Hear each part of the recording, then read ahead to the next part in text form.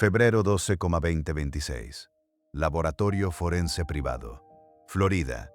Los técnicos abrieron la bolsa de evidencia número 7 y sacaron un guante negro. Era uno de los 16 guantes encontrados durante la búsqueda. 15 de esos guantes pertenecían a investigadores que los habían descartado, mientras trabajaban en el terreno. Pero este 16º guante era diferente. Visualmente coincidía con exactitud con los guantes del sospechoso captado en el video de la cámara del timbre de Nancy Guthrie. Estaba a 3 kilómetros de su casa.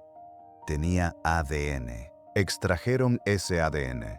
Lo ingresaron a CODIS, la base de datos nacional del FBI, con los perfiles genéticos de 19 millones de personas con antecedentes criminales en los Estados Unidos. Resultado: 0 coincidencias.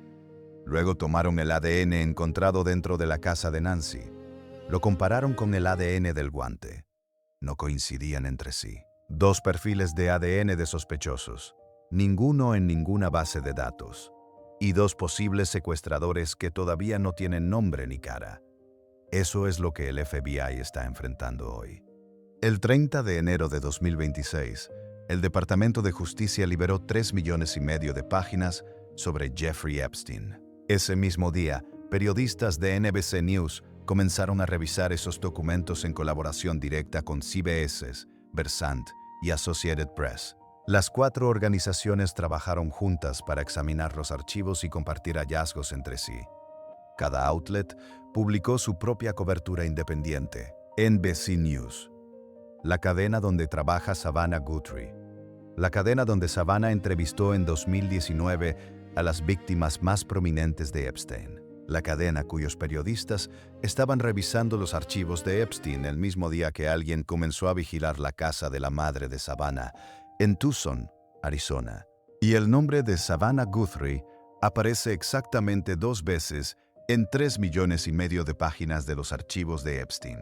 Las 2 veces por la misma razón: su trabajo periodístico, sus entrevistas con víctimas, su cobertura para el Today Show, no como acusada, no como participante, como la periodista que le puso micrófono a las mujeres que Epstein no quería que el mundo escuchara.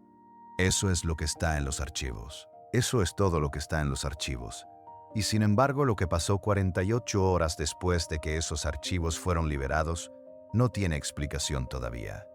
Para entender la magnitud de lo que el FBI está manejando simultáneamente en este momento, necesitas entender 2 cosas que están ocurriendo en paralelo, en tiempo real: la investigación forense del secuestro de Nancy Guthrie y las consecuencias criminales de los archivos de Epstein, que siguen cayendo semana tras semana. Empecemos por lo que pasó con los archivos, porque los dominós que están cayendo son reales, verificados, y están ocurriendo a una velocidad que nadie anticipó. El 30 de enero, día de la publicación masiva, los archivos revelaron que Thorbjørn Jagland, ex primer ministro de Noruega, diplomático de décadas en el sistema de Naciones Unidas, había sido descrito en documentos internos como el fixer diplomático central de Epstein en Europa. Bloomberg News publicó una investigación detallada titulada «Cómo un reservado noruego se convirtió en el operador diplomático principal de Epstein». Los archivos mostraban que Jagland había recibido pagos de Epstein que nunca habían sido declarados públicamente. En febrero, Jagland fue formalmente acusado de corrupción agravada en Noruega, un ex jefe de gobierno europeo, con cargos criminales activos, por su relación con un hombre que murió en una celda en 2019. El 19 de febrero, el príncipe Andrés de Gran Bretaña fue arrestado en su mansión en Norfolk por mala conducta en cargo público, liberado 10 horas después, pero bajo investigación activa. Primer miembro de la Casa Windsor arrestado en 379 años. El mismo hombre que Virginia Giuffre nombró directamente ante las cámaras de Savannah Guthrie en 2019. El mismo 19 de febrero, el gobierno británico anunció que Peter Mandelson, ex embajador del Reino Unido en los Estados Unidos, estaba bajo escrutinio por correspondencia, que los archivos de Epstein revelaban dónde aparecía compartiendo información confidencial sobre las finanzas del gobierno europeo con Epstein, además de pagos que él y su pareja recibieron de Epstein entre 2003 y 2004. En menos de 3 semanas desde la publicación, un ex primer ministro noruego con cargos criminales, un príncipe real arrestado y un ex embajador bajo investigación en el Reino Unido. Y en ese mismo periodo, Nancy Guthrie seguía desaparecida.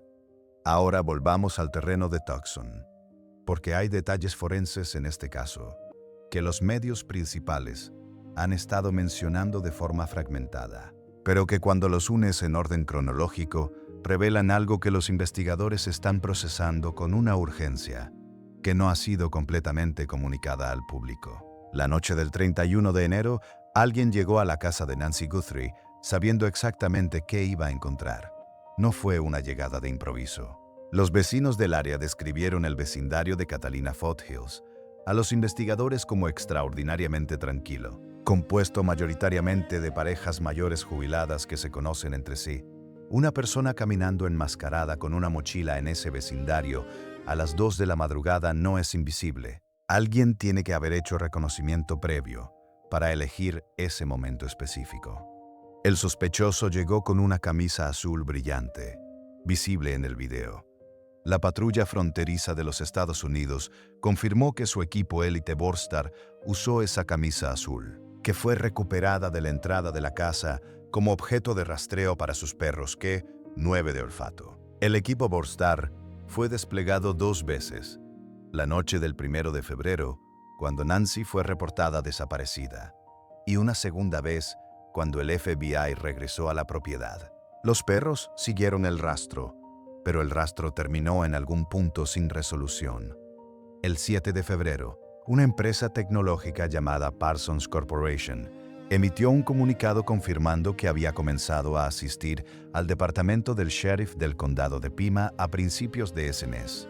Describieron el despliegue de unidades Bluefly, un sistema de sensores de Bluetooth y Wi-Fi diseñado para operaciones de búsqueda y rescate en terrenos difíciles. El sistema crea un mapa de calor que identifica señales electrónicas activas dentro de un rango determinado, en vehículos aéreos, en vehículos terrestres, en equipos de búsqueda a pie. El marcapasos de Nancy Guthrie emite una señal Bluetooth activa cuando está funcionando. Parsons Corporation desplegó Bluefly para buscar esa señal.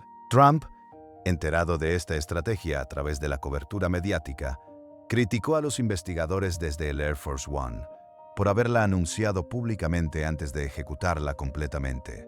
Dijo que si el secuestrador lo escuchaba, simplemente bloquearía la señal. La pregunta que nadie ha respondido es si ya lo hizo.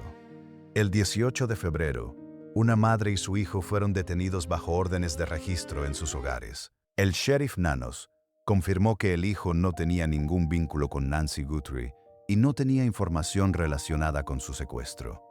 Ambos fueron liberados. No se reveló por qué fueron considerados personas de interés en primer lugar. También el 18 de febrero, Google anunció que estaba intentando extraer metraje adicional de las múltiples cámaras de la casa de Nancy Guthrie.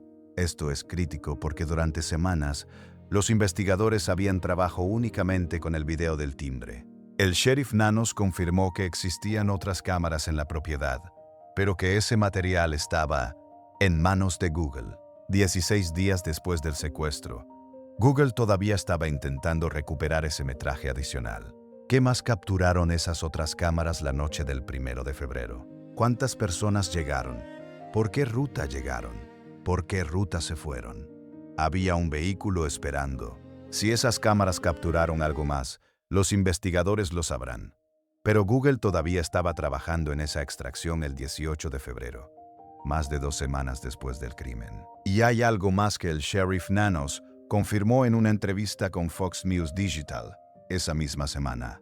Los investigadores están separando manualmente muestras de ADN mezcladas recuperadas dentro de la residencia de Nancy.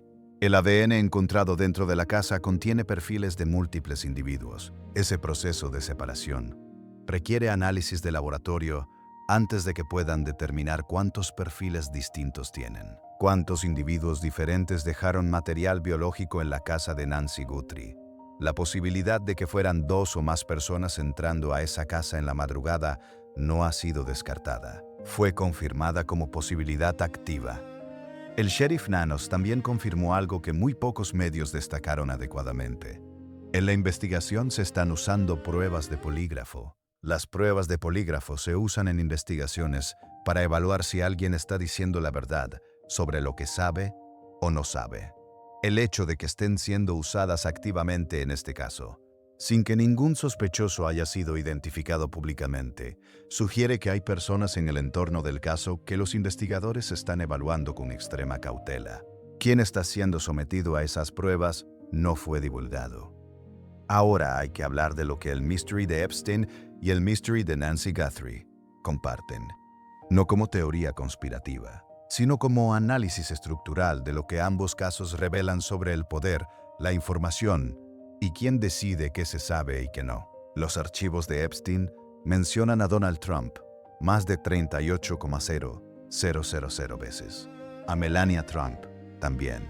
No en conexión con crímenes, en conexión con correspondencia, eventos sociales, comunicaciones entre la red de Epstein, donde esos nombres aparecen. Los archivos mencionan a Bill Clinton, a Elon Musk, a Howard Lutnick, hoy secretario de Comercio, quien planeó visitar la isla de Epstein con su esposa en diciembre de 2012, al Dr. Oz, hoy administrador federal de Medicare, cuyos viajes en 2004 aparecen pagados por Epstein. El DOJ, dirigido por la administración de Trump, revisó 3,5 millones de páginas y determinó que no había evidencia suficiente para nuevos cargos criminales. El congresista Ro Khanna dijo públicamente que esa conclusión podría ser incorrecta. El congresista Thomas Massie, coautor de la ley que forzó la publicación, está exigiendo ver los archivos sin redactar. Y hay 2 millones de páginas que el DOJ todavía no ha publicado. Mientras el mundo sigue leyendo y analizando los 3,5 millones que sí fueron liberados, mientras los dominós siguen cayendo en Noruega, en Gran Bretaña, en Washington, hay 2 millones de páginas que alguien decidió que el público no necesita ver. Eso no es una teoría. Es un hecho publicado por el propio Departamento de Justicia. Hoy, 23 de febrero de 2026, la C.C. Moore, la experta en genealogía genética que ha identificado a criminales usando ADN en frío durante décadas, apareció esta mañana en el Today Show, el mismo programa donde trabaja Savannah Guthrie, y dijo, mirando directo a la cámara, que si fuera el secuestrador de Nancy Guthrie, estaría extremadamente preocupada en este momento, porque la genealogía genética investigativa no falla, es cuestión de tiempo. Pero hay una diferencia entre el caso del asesino del Estado Dorado, donde la genealogía genética tardó décadas, y el caso de Nancy Guthrie, donde una mujer de 84 años con marcapasos depende de medicamentos diarios para seguir viva. El ADN del guante, el ADN de la casa. 2 perfiles distintos que no coinciden entre sí. Ninguno en CODIS, el metraje adicional de las cámaras que Google está intentando recuperar. Las 16 prendas de ropa del sospechoso siendo rastreadas en Walmart, en tiendas de armas, en registros de compra, las pruebas de polígrafo. El FBI en México, madres buscadoras de Sonora en Sonora, los 55,000 llamados al sheriff, la mayoría inútiles. Y en algún lugar dentro de todo eso, la respuesta que todos están buscando. El FBI tiene $2,000, 1,500 en recompensa activa. $100,000 del FBI federal, 102,500 anónimos donados a través de 828 CRIMA. En Tucson, un abogado de Milwaukee llamado Michael Hoppe, que no conoce a Nancy Guthrie personalmente, pero creyó que era lo correcto. Si sabes algo, si reconoces la mochila, los zapatos, el holster sobre la cadera, el bigote negro, la forma en que ese hombre caminaba hacia la puerta de una mujer de 84 años a las 2 de la madrugada. Llama al 1-800-CALL-FBI, porque el misterio que conecta a Epstein con Nancy Guthrie no es una teoría de Internet. Es la pregunta más importante que el FBI está intentando responder en este momento. ¿Fue el timing una coincidencia? 23 días sin respuesta.